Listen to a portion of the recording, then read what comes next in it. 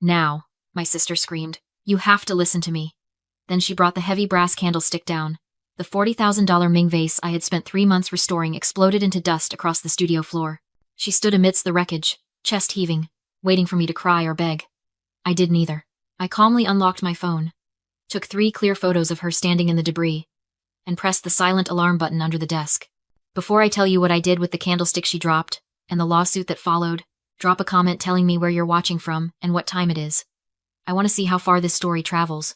My hands didn't start shaking until I was inside my car, 3 miles away from the studio. The adrenaline that had kept me statue still while Brittany screamed was finally receding, leaving behind a cold, hollow ache in my chest. I drove automatically, the streets of Seattle blurring past until I turned up the long, winding driveway to my sanctuary. They call it the Glass House now. A sprawling mid-century modern structure perched on a cliff edge, featured in architectural digests and valued at over $1.2 million. But when I bought it 2 years ago, it was a rotting carcass. It was a foreclosure filled with black mold and broken windows.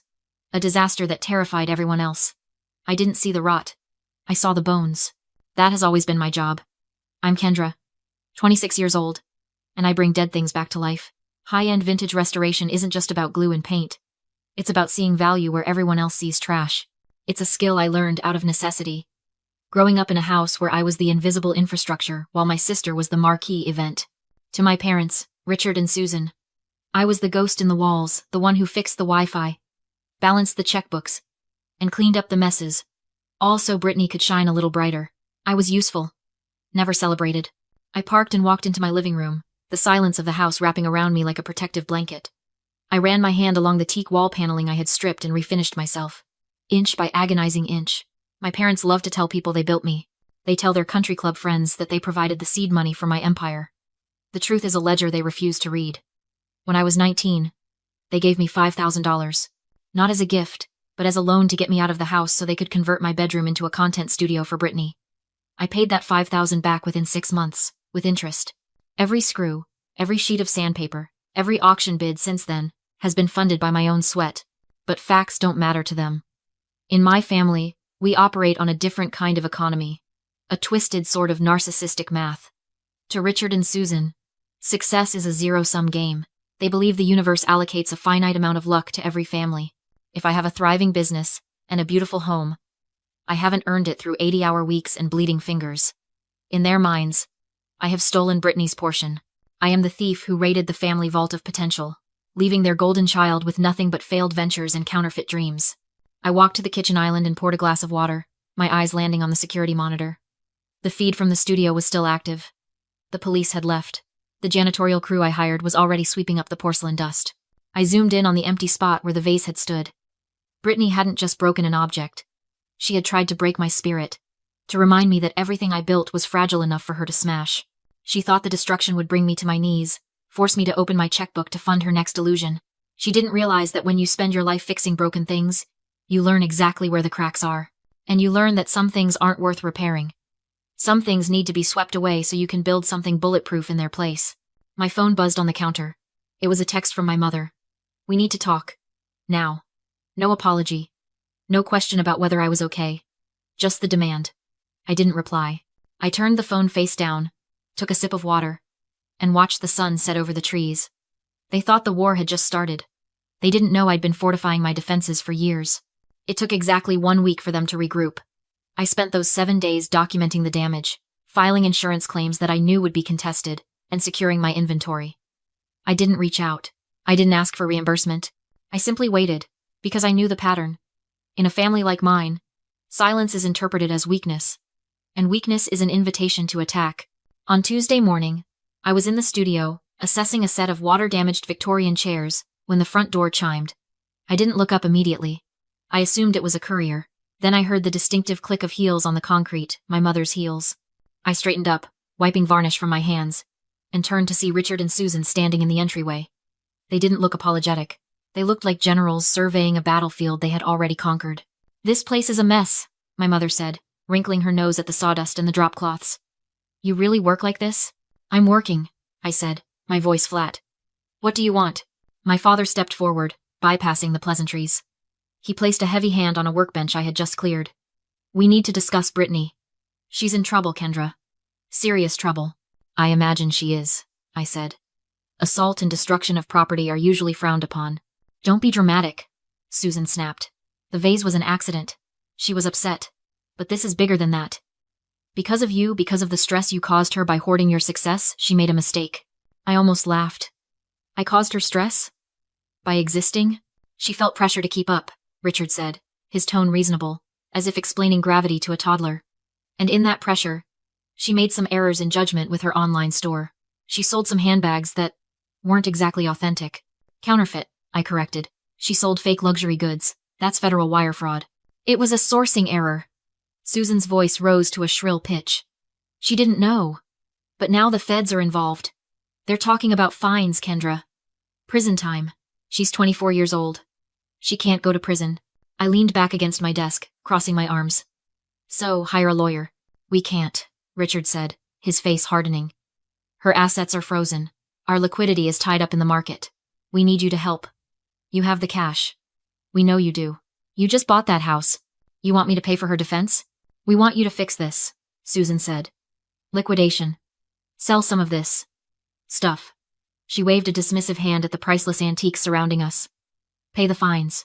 Get her a top-tier attorney. Help her rebrand. It's the least you can do after everything we've given you. Given me? I asked quietly. You mean the $5,000 I paid back 6 years ago? We gave you the inventory, Richard shouted, his calm facade cracking. Those chairs? That table? That was family property. We let you take it to start your little hobby. And you turned it into a fortune, while your sister struggled. You built this on our backs. I stared at him. The lie was so audacious. So complete. It was almost impressive. They truly believed it. They had rewritten history to make themselves the architects of my success, so they could feel entitled to the dividends. I'm not liquidating anything, I said. And I'm not paying her legal bills. Then you're sending your sister to jail, Susan hissed. You're choosing money over blood. I'm choosing not to be robbed twice, I said. Get out of my studio. They didn't leave immediately. Richard leaned in close, his eyes cold. You think you're untouchable in your glass house, Kendra. But remember, glass breaks. If you don't help us, we will take what is owed. One way or another. They turned and walked out, leaving the threat hanging in the air like smoke. I watched them go, my heart hammering a frantic rhythm against my ribs. They were desperate, and desperate people don't stop at threats. They escalate. I looked around my studio, at the fragile, beautiful things I had spent years protecting. I realized then that a lock on the door wasn't enough. I didn't just need a defense. I needed a trap. I didn't sleep that night, but not because I was afraid. I was calculating. Richard was right about one thing. Glass breaks. But tempered glass, the kind I use to protect million-dollar artifacts, is designed to withstand pressure that would shatter anything else. I realized that fighting them with emotion was a losing battle. They thrived on emotion. They fed on guilt and shouting matches. To beat them, I had to stop being their daughter and start being what they feared most. A creditor. I called them the next morning. I didn't sound angry. I sounded resigned, the tone of a beaten child finally falling back in line. I have a solution, I told my father. Meet me at the office. They arrived at my warehouse office at noon. Brittany was wearing oversized sunglasses to hide her swollen eyes, looking like a tragic celebrity. Richard and Susan swept in with the air of vindicated monarchs. They sat across from me at the conference table, the only piece of furniture in the room that I hadn't restored myself. It was cold. Industrial steel. I'm glad you came to your senses, Richard said, loosening his tie. We knew you'd do the right thing eventually. Family helps family. I can't pay the fines directly, I said, sliding a thick leather binder across the metal table. My liquidity is tied up in inventory. But I can buy the debt. Susan frowned, picking up the binder. What does that mean? It means I become Brittany's investor, I explained calmly. I will cover the legal fees, the restitution to the defrauded customers, and the rebranding costs to keep her out of prison. In exchange, we form a partnership. I handle the financials to ensure this doesn't happen again. Brittany handles the creative. Brittany perked up, pulling her sunglasses down. So, you pay for everything? And I keep running my brand? Essentially, I lied. But since I'm putting up the capital, I need security. It's a standard partnership agreement. It just gives me oversight so the feds don't come back knocking. Richard didn't even open the binder. He just smiled. That smug, self-satisfied smile that used to make me feel small. See? I told you she'd step up. She just needed a push. He looked at me, You're finally acting like a sister, Kendra. It's about time you shared the wealth. There are conditions, I said, pointing to the signature tabs. Section 4 covers assets. Since Brittany has no physical collateral, the security for the loan is the brand itself. Intellectual property, digital accounts, the name, standard boilerplate. Richard waved a hand dismissively. Just sign it, Brittany. She's paying the bills. Let her have her paperwork. Brittany grabbed the pen. She didn't read a single word. She didn't see the clause on page 14 regarding the UCC1 financing statement. She didn't understand that by signing, she wasn't just accepting a loan.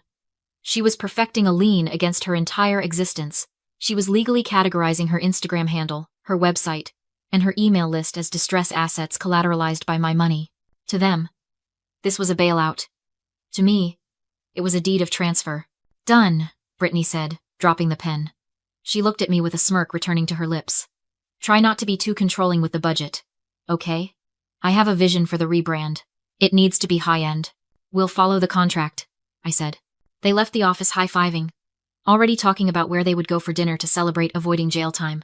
They walked out thinking they had bullied me into submission, thinking they had secured a blank check. I watched them go through the glass walls of my office. I picked up the contract, the ink still wet. They thought they had won a partnership. They didn't realize they had just signed a confession of judgment. The silence lasted exactly 89 days. For 3 months, I played the role of the dutiful partner. I paid the fines. I hired the web developers. I approved the ad spend. Brittany preened on social media, posting photos of her new office, which was actually just a rented corner of my warehouse, and talking about her comeback journey. She never mentioned my name. Not once. To her 500,000 followers, she was a phoenix rising from the ashes of a misunderstanding, funded by her own resilience. To me, she was a tenant, living on borrowed time. Then came the breach. I knew it would happen. Entitlement is a habit, and habits are hard to break. It started small, a company card charge for a personal spa day, coded as client relations. Then a flight to Tulum, for a content shoot that was clearly a vacation with her boyfriend. The total unauthorized spend hit $12,000 in a single month. I didn't call her. I didn't send a warning email. I simply opened my laptop and logged into the registrar. Because of the power of attorney clause buried in the partnership agreement, I didn't need her permission to act. I needed a reason. And she had just handed me 12,000 of them. At 2 in the morning on a Tuesday, I executed the transfer. I rerouted the DNS for her website to point directly to my restoration portfolio.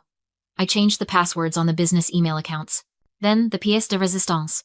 I used the notarized transfer agreement to take ownership of her Instagram account. I didn't delete it. I didn't ban her. I simply changed the handle from @BrittanyLifestyle to @Kendra's Restoration Diary and archived every single one of her posts. 5 years of selfies, brunch photos, and carefully curated influencer captions vanished into the digital void, replaced by a single high-resolution image of a restored 18th century cabinet. The caption read, "True value is built, not bought. Welcome to the new chapter." I was asleep when she found out. I woke up to the sound of pounding on my front door. It was 7 in the morning. I checked my phone first. 47 missed calls. I walked to the door, coffee in hand, and opened it to find Brittany standing there, mascara running down her face, her phone clutched in her hand like a weapon. "You deleted me," she screamed, her voice cracking. "You deleted my life, my followers, my brand. I can't log in. It says I don't own the account." "You don't," I said calmly, taking a sip of coffee. "You defaulted on the partnership agreement. Section 8. Subsection C. Misuse of funds results in immediate asset forfeiture. The brand was collateral. You spent the money. I took the collateral." "You can't do that!" she shrieked, lunging forward as if she might try to grab my phone. "That account is worth millions. It's my identity." "It was worth millions," I corrected. "Now it's a marketing tool for my restoration business. And judging by the engagement on the cabinet photo this morning, your followers prefer antique wood to your vacation selfies. I'll sue you," she spat. "Mom and Dad will kill you. Give it back." "There's nothing to give back," I said. "The account is legally mine. The debt is paid. You're free, Brittany. You have no criminal record, no fines, and no job. You wanted a fresh start? You got one." She stared at me, her chest heaving, realization finally dawning in her eyes. For the first time, she saw me not as the sister she could bully, but as the person holding the keys to her entire world. She turned and ran back to her car, sobbing into her phone, presumably calling our parents. I watched her go, feeling a strange, cold peace settling over me. I had just erased her digital existence with a few keystrokes. It was brutal. It was efficient. And it was exactly what she deserved. I went back inside and got ready for work. I thought it was over. I thought I had won. I didn't know that while I was playing chess, my father was preparing to flip the entire board. I locked the office door, certain it was over. Brittany's empire absorbed. Her debt erased. I grabbed my bag and reached for the exit, ready to leave the family chaos behind. The door slammed shut. Richard stood outside, smiling that cold predator's smile. Susan hovered behind him. "Going somewhere?" he asked. "It's finished," I said. Brittany breached. I enforced. He laughed and handed me an envelope. "You've been served." Richard and Susan were suing me for a constructive trust, claiming the $5,000 I received at 19 was investment capital, and that the antiques that launched my company were family heirlooms. They wanted half my won, business, and half the glass house. It was control. Weaponized through court. They thought I would cave. They were wrong. In court, Richard portrayed himself as a heartbroken parent who sacrificed everything. Under oath, he swore the Ming vase, the Victorian armoires, and the porcelain were family property, given to me in 2018. My lawyer slid forward Exhibit C, an insurance claim Richard filed that same year, reporting those exact items as stolen and collecting $200,000. The courtroom froze. Either he lied then to cash the check, or he was lying now to steal my company. The judge ordered both Richard and Susan taken into custody. Their assets were frozen, their social circle evaporated, and the truth scorched every lie they'd built their lives on. Brittany lost her safety net and tumbled into real life. I did not look back. That night, I returned to the glass house. I sanded down a damaged chair, layer by layer, finally seeing the clean wood beneath. You cannot repair rot, you have to cut it out. My parents tried to claim my future. Instead, they destroyed their own. And what's left now, my home, my company, my life is mine alone.